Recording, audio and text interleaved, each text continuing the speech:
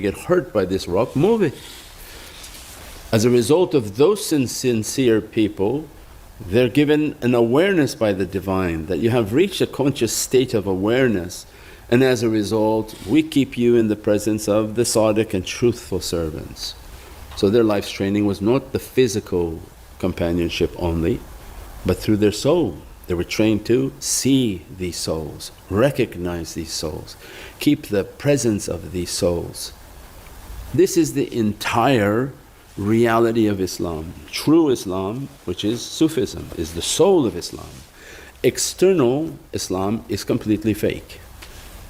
Anything falsified, anything focusing on only external is a body without a soul. And people fear a dead carcass. Same thing.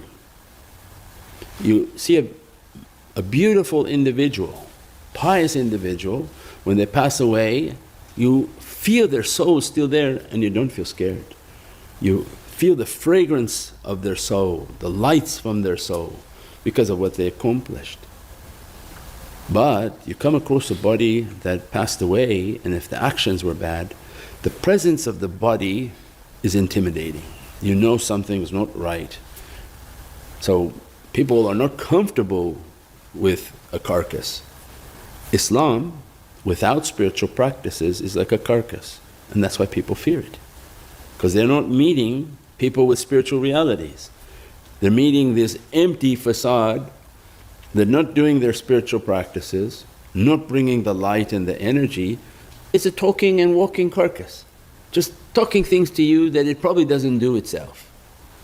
But the reality was, no, we were supposed to focus on all the spiritual practices, all the energy practices, so the luminous soul occupies the entire being.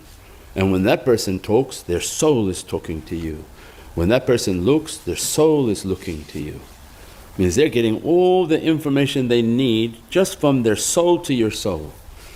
They don't need information from words from you, but they may try to pull words out of you just to see if your words are matching what your soul is saying, because they have their own lie detector tests.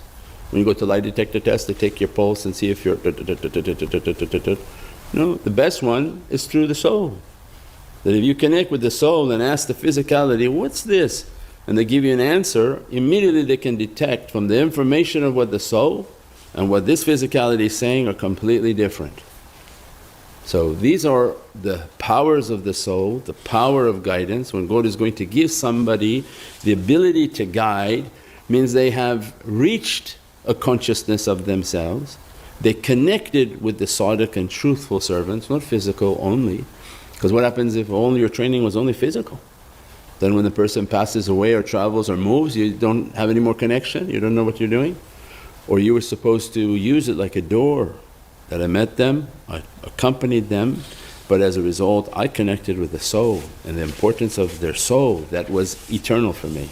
Even when their physicality travelled or moved or went into the grave, their soul is right there present and in its companionship. And this is what Allah means by kunu ma sadiqeen. Not keep the company of living pious people only, because Allah doesn't care only for the living state.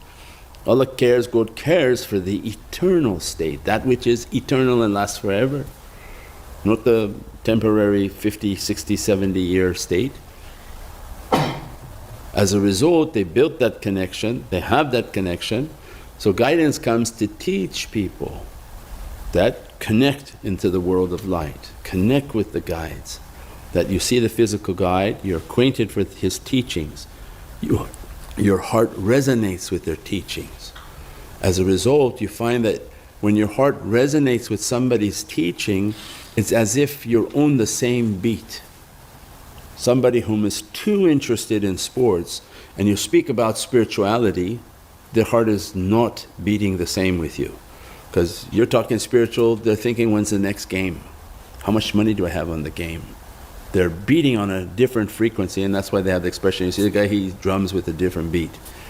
He's not even listening to what you're reciting, he's drumming his own drumming. But that's everything in the spiritual realm. That's why when you come, you do your spiritual preparations, you do your spiritual practices.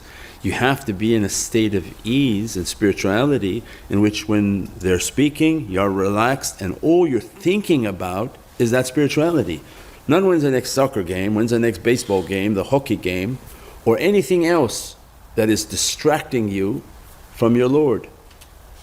And that's why the tawaf, that's why when you see us on Hajj, you have to make tawaf. The tawaf is that you focus in life, that which you focus and circumambulate occupies your entire reality.